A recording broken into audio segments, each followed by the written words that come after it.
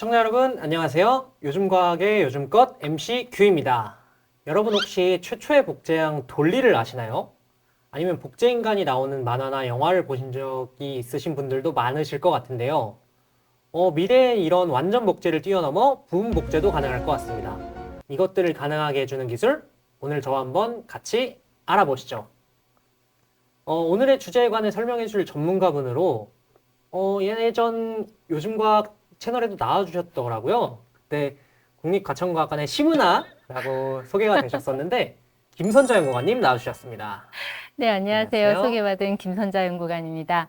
과학관에서는 이제 과학 커뮤니케이터로서 생명과학 분야 전시나 뭐 프로그램, 책 등을 통해서 이 분야의 이제 다양한 주제들을 다루면서 소통하는 그런 역할을 하고 있습니다. 네, 그리고 평소에도 국립과천과학관 유튜브를 정말 많이 봐주신다고 하는데요. 네. 학생 패널로는 청계초등학교 최현웅 학생 네. 모셨습니다.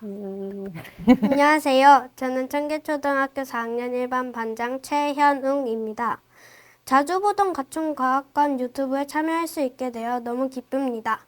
오늘 김선자 연구원님과 진행자님과 함께 재미있게 촬영하며 생명공학에 대한 지식도 얻어갈 수 있으면 좋겠습니다.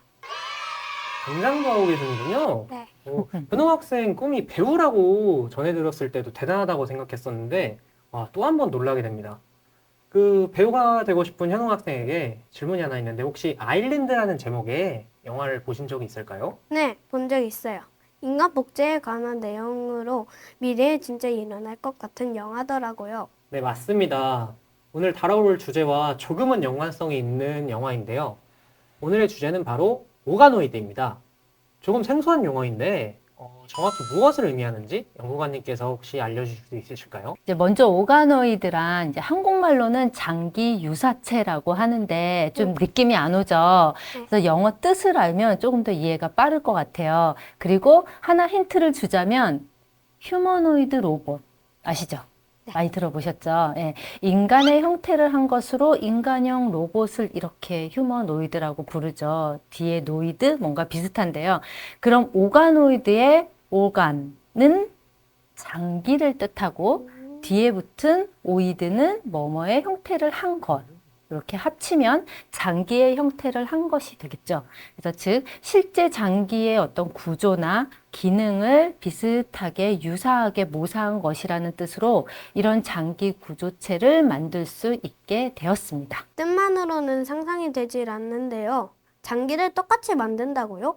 이것 또한 쉽게 상상되지 않습니다. 어떻게 만드는 건가요? 제가 조금 어렵게 이제 구조체라고 말했는데요. 정확히 말하면 줄기세포로부터 만들어지는 3차원 구조체로 쉽게 이해하자면 3차원의 세포 덩어리, 입체적인 덩어리라고 생각을 하면 될 것 같아요.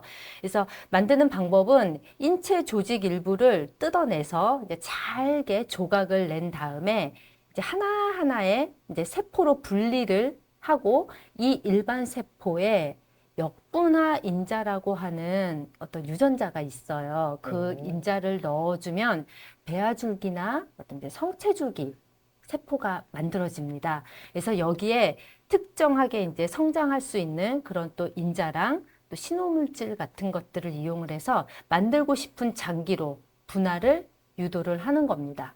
네, 그래서 이때 배양을 할 때 특수 배양액이 있고 또 이제 매트릭스 같은 어떤 지지체를 이용을 해서 3차원 배양을 하는 거예요. 기존에는 2차원 배양을 했거든요. 2차원 배양이라고 하면 이렇게 평면의 윗부분만 한쪽 면만 이렇게 뭔가 성장을 했다면 요거는 이제 3차원으로 입체적으로 네, 이렇게 성장을 하는 걸 얘기를 합니다. 그래서 이 역사를 조금 살펴보면 2009년에 장, 내장, 소장 같은 그런 이제 오가노이드를 처음으로 장으로 만들었고요. 장 오가노이드가 만들어졌고 이후에 뭐 뇌라던가 간이라던가 폐, 신장, 췌장, 망막, 위, 그다음에 심장까지도. 심장이 우리 수축 이완을 반복하죠. 그리고 심방이랑 심실로 이렇게 구성이 됐잖아요. 정말 심장 오가노이드도 그렇게 구성이 돼 있었어요. 그리고 그게 이제 계속 발전하면서 2015년에는 이제 췌장암, 환자의 암 조직을 하고 있는 그런 오가노이드까지 만들면서 이제 이 오가노이드가 암을 치료하는 분야에 활용이 되면서 이제 더 연구가 활발하게 진행이 되고 있습니다. 결국 오가노이드의 출발은 조직 일부에서 시작됐다. 맞아요. 이런 뜻인 것 같은데요. 네. 시작이 같으면 뭐 뇌, 간 같은 장기 오가노이드들이 가진 특징도 같을까요? 기관이 다르니까 그 체종, 그 조직은 다르겠죠? 이제 피부 세포를 뜯어가지고 여러 기관으로 발달할 수 있는 능력을 가진 줄기세포, 특히 유도만능 줄기세포를 만드는 거예요. 그러니까 이 피부세포인데 이 피부세포가 간도 될 수 있고 심장도 될 수 있고 근육세포도 될 수 있고 신경세포도 될 수 있다는 오. 뜻이거든요. 그래서 이렇게 유도만능 줄기세포를 만들면 뇌, 간 같은 내가 원하는 각기 다른 조직과 기관을 만들 수가 있습니다. 그래서 이렇게 각기 다른 장기 오가노이드지만 오가노이드가 되기 위한 공통된 특징, 꼭 선결 조건이 있어야 돼요. 그 이제 첫 번째가 물질의 어떤 물리 화학적인 어떤 법칙으로 눈 결정 이렇게 보면 육각형의 눈 결정체 겨울에 내리는 보면 육각형 형태이거든요. 이건 누가 지시하는 건 아니에요. 너 육각형으로 만들어 해서 육각형이 되는 거 아니죠. 자연의 사실은 그렇죠. 진리죠. 피부는 바뀌고 뼈는 안쪽이듯 누가 이렇게 지휘하는 게 아니라 세포끼리 서로 위계가 서로 있는 거예요. 스스로. 그래서 스스로 안정된 구조가 되는 어떤 자기 조직화라고 하는 그런 특징을 가지고 있어요. 그리고 여러 세포로 이루어진 아까 세포 덩어리라고 얘기를 했거든요. 3차원 세포 덩어리. 그렇기 때문에 여러 다세포성이어야 되고 세포가 모여야지 조직이 되고 조직이 모여야지 네. 기관이 되니까.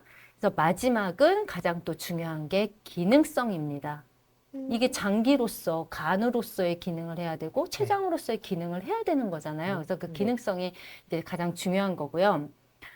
환자 암을 치료하기 위해서 환자 암 오가노이드를 아까 만들었다고 했잖아요. 그래서 그 환자한테 맞는 치료제를 찾아내는 실험을 이제 활발하게 하고 있다라고 했는데 실제 환자의 암 조직은 떼내면 돼요. 그렇죠?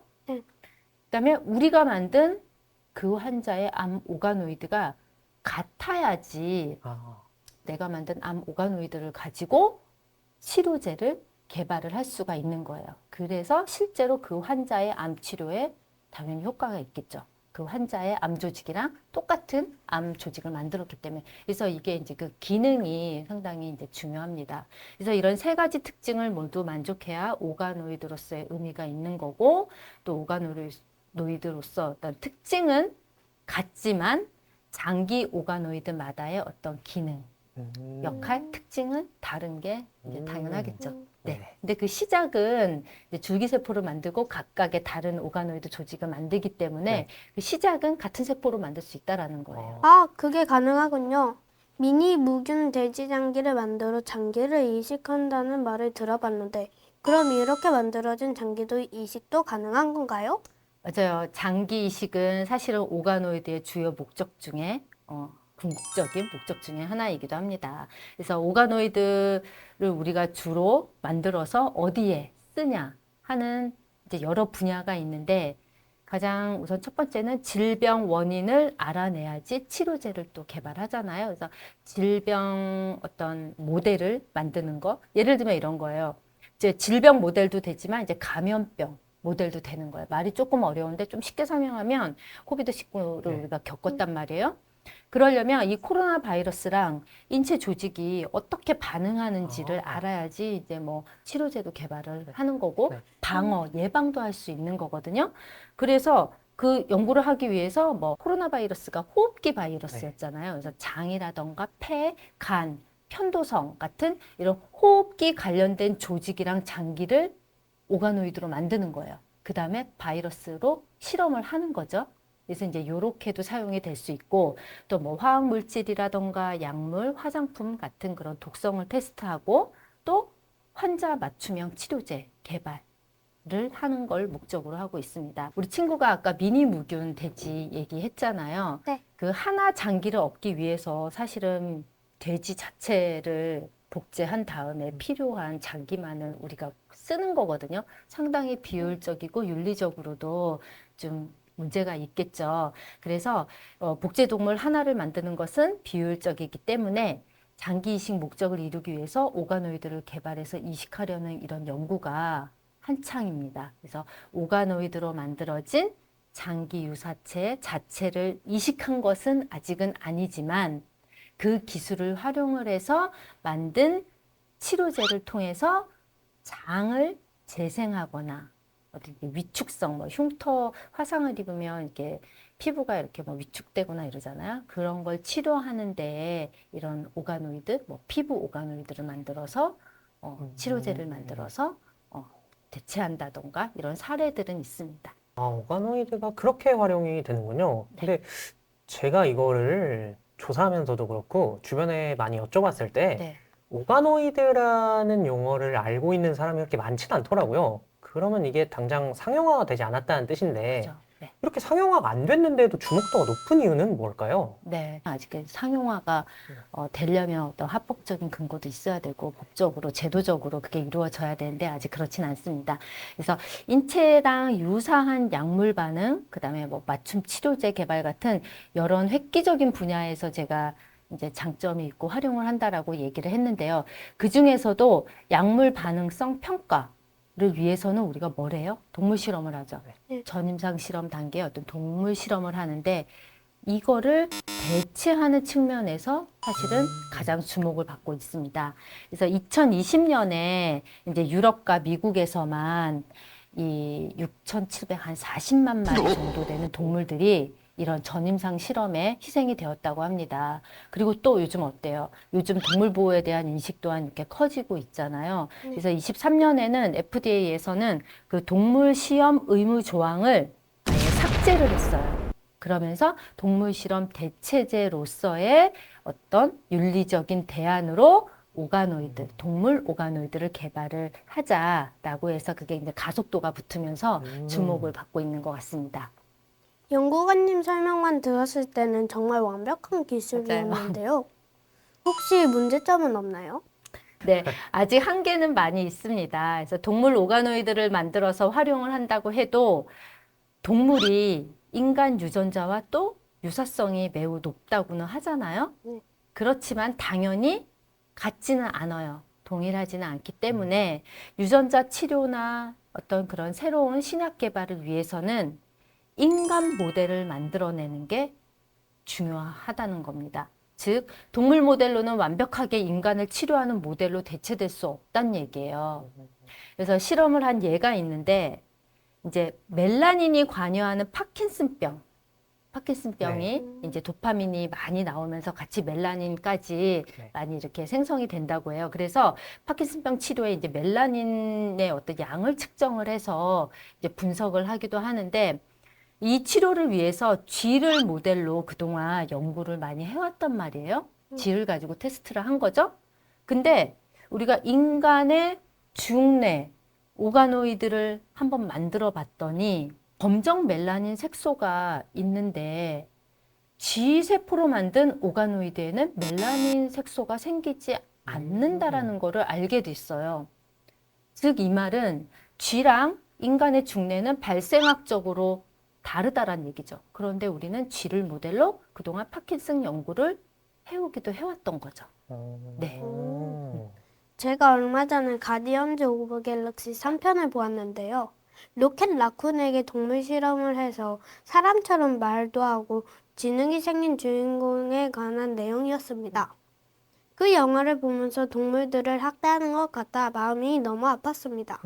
다행히도 오가노이드가 발전하면서 동물들에게 직접 실험하지 않아 동물 보호도 할 수 있게 되었다니 너무 멋진 것 같습니다. 그러면 현재 환자들이 위해서 쓰이고 있는 오가노이드 기술도 있을까요? 현재 환자를 위한 어떤 맞춤형 치료제를 개발하고 아까 얘기한 어떤 장기 이식, 그 다음에 아까 손상된 뭐 피부 조직이나 이런 것도 대체한다고 했잖아요. 그렇게 이제 재생시키는 대체 뭐 재생의학에 이렇게 쓰이고 있어요. 그래서 이때 맞춤형 치료제 개발은 이제 그 환자의 줄기세포, 피부세포로 줄기세포로 만든 다음에 오가노이드를 만든다 그랬잖아요. 그래서 그 환자의 줄기세포로 만든 오가노이드로 약물 반응 실험을 하고 또 치료 효과가 높은 최적의 치료제를 개발을 하는 거죠. 그래서 예를 들어서 암 환자의 치료제를 개발하려면 환자의 암 오가노이드를 만들어서 아까 약물 반응 효과 등을 테스트한다고 얘기를 했거든요. 그리고 또 손상된 장기를 대체하는 장기 이식 또는 손상된 조직을 재생시키는 데 큰 역할을 할 거라고 생각을 합니다. 네. 저희가 이게 설명만 들어서는 이제는 머릿속에 상상하는 게 이제 전부일 텐데, 만약에 이게 기술이 갑자기 3단계, 4단계 뛰어서 구현이 됐다라고 네. 해서 이게 상용화까지 만약에 이루어졌다고 가정하면 네. 생활에는 어떤 변화가 찾아올까요? 가장 먼저 환자한테 가장 적합한 최적의 어떤 치료법을 적용할 수 있다는 점에서 제일 큰 변화를 가져올 거라고 생각을 해요. 그래서 사실은 이전에 통상적인 뭐 예를 들어서 이제 암 치료 방법은 치료 효과가 입증된 어떤 대표 치료제를 모든 환자한테 적용을 한단 말이에요. 투여를 한단 말이에요. 근데 환자마다 다 다르기 때문에 그 효과가 또 달라요. 그래서 또 어떤 환자는 잘 듣지만 어떤 환자는 전혀 효능이 없거든요. 그럴 때는 어떻게 돼요? 효과가 없으면 또 다른 그 다음 후보 치료제를 또 처방을 받는 거죠. 이런 과정이 계속 반복이 되면 환자는 당연히 지칠 것이고 또 경제적인 부담 또한 크겠죠. 그래서 현재 의료 방향은 어떤 개개인의 유전체에 기반한 환자 맞춤형 치료제를 사용하는 방향으로 이루어지고 있습니다. 그래서 더 나아가서는 요즘엔 그 선천적인 유전적 그런 요소 말고 임상 정보, 여러 사람의 어떤 빅데이터, 임상 정보, 그다음에 그 사람의 어떤 생활 습관 같은 이런 후천적인 요소까지 고려하는 정밀 의료가 이제 대세고 이제 상용화 될 수 있을 거라고 생각을 합니다. 그래서 환자 본인의 세포를 이용해서 줄기세포를 만들고 그 줄기세포로 오가노이드를 만들어서 재생 치료제 개발에 활용하는 거죠. 그래서 생명공학에 거는 기대는 결국은 무병장수일 건데요. 그 장밋빛 미래가 상용화 된다면 점점 다가오고 있는 거겠죠. 네. 아, 그러면 개인에 맞는 의료라서 부작용이 적어서 좋겠네요. 그렇다면 제가 어른이 되었을 때는 오가노이드 기술의 완성을 볼 수 있을까요? 근데 과학기술을 우리가 이렇게 누리면서 살고는 있는데 완벽한 건 없다고 생각을 합니다. 그래서 어떤 기술이든 사실은 빛과 그림자라는 어떤 양면성이 있어요. 좋은 점이 있으면 부작용이라는 나쁜 점도 있거든요. 그래서 우리는 좋은 점은 연구자들은 좋은 점은 더욱 부각시켜서 발전시킬 것이고 부작용 같은 건 미리 예측해서 최소화시키는 과정이 항상 수반이 되어야 된다고 생각을 합니다.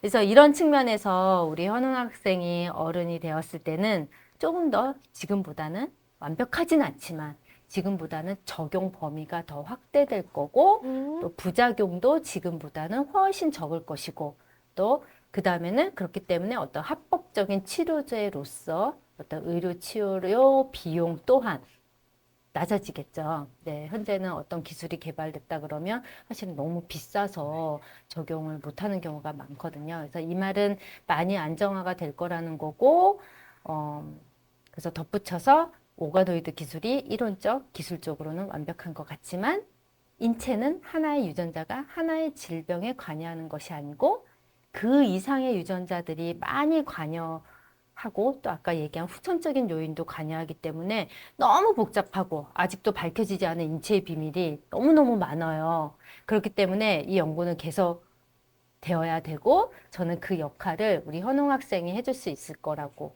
믿습니다. 네. 네. 아, 그렇군요. 그럼 실생활 적용까지는 시간이 많이 걸릴 수 있겠네요. 그럼 연구관님께 마지막으로 여쭤보고 싶은 게 있는데요. 미래에는 뇌, 브레인, 오가노이드 기술이 발전하면서 그 사람의 기억을 가진 뇌를 만들어 로봇에 이식할 수도 있을까요? 그죠. 초기에는 사실은 뇌 오가노이드 분야에서 처음에는 만들었는데 2에서 한 3mm 정도의 뇌 오가노이드를 만드는 게 한계였어요. 근데 최근에는 8에서 한 9mm 정도 되는 오가노이드까지 한 160일 정도 동안 이렇게 배양을 해서 만들었고 이게 신경 신호까지도 측정을 할 수 있는 단계에 오. 왔다고 합니다. 근데 단 이거를 이제 더 키우고 싶은데 더 키우기에는 서로 혈관 연결이 없고 이제 산소 공급이 사실은 돼야지 되는데 이런 어려운 좀 한계가 있어서 더 이상 키우는 데는 아직은 한계가 있다고 해요. 그래서 더 키우게 되면 어떻게 되겠어요? 겉에만 자라고 동시에 내부는 또 세포가 죽어버리는 거죠. 그래서 이런 문제를 아직은 좀 해결을 해야 되는데 그렇지만 이제 이런 기술이 또 발전해서 완벽한 뇌도 만들 수 있겠죠. 그래서 여담이 될 수 있겠지만 완벽한 세포 덩어리 이 뇌 오가노이드를 만들었다고 해도 이제 작동하고 뇌의 경우에는 사실은 생각을 할 수 있냐라고 또 이런 질문이 또 있을 수 있잖아요. 이게 이제 생각이 행동과 말로 보여지는 건데 뇌를 로봇에 이식한다면 이제 행동 검사로 뇌의 효능을 모두 또 측정할 수 있을지 그게 사실은 또 의문이 들어요. 그래서 물론 인간과 동물의 행동을 대체할 수 있는 분석 기술 또한 같이 수반이 돼서 또 발달한다면 네, 가능하지 않을까 싶습니다. 오늘 좋은 설명 감사드립니다. 감사합니다. 혜영 학생이 오늘 좋은 질문 정말 많이 해줬는데 네. 지금 궁금증이 다 풀렸을까요? 연구관님과 사회자님께 많이 배워서 저에게 정말 유익한 시간이었어요. 마지막으로 요즘과학 유튜브에 출연할 수 있는 기회를 주셔서 감사합니다. 앞으로도 제 친구들에게 많이 소개하고 저도 과학을 앞으로도 더 열심히 사랑하고 공부하는 학생이 되겠습니다. 감사합니다. 두 분 오늘 나와주셔서 정말 감사드립니다. 네. 네. 오늘은 오가노이드에 대해서 이야기를 해봤는데요. 개개인에 맞춘 치료법, 의약품 등 사람의 실생활에도 도움이 되고 동물이나 사람에 대한 임상시험이 없어서 윤리적인 문제의 부담을 줄일 수 있는 미래가 빠르게 왔으면 정말 좋겠습니다. 오늘 요즘 과학은 여기까지입니다. 다음번에 더 흥미롭고 유익한 과학 뉴스로 다시 만나요. 그럼 안녕!